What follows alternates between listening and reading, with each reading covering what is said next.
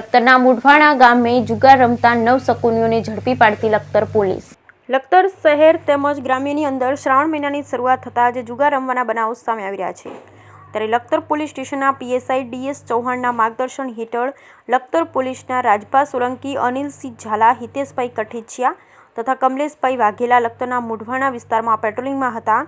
તે દરમિયાન તેઓને ખાનગી રાહે બાતમી મળી હતી કે મુઢવાણા ગામના પ્લોટ વિસ્તારમાં દિલીપભાઈ માવજીભાઈ ઝરવરિયાના રહેણાંક મકાનમાં અમુક ઈસમો જાહેરમાં જુગાર રમી રહ્યા છે।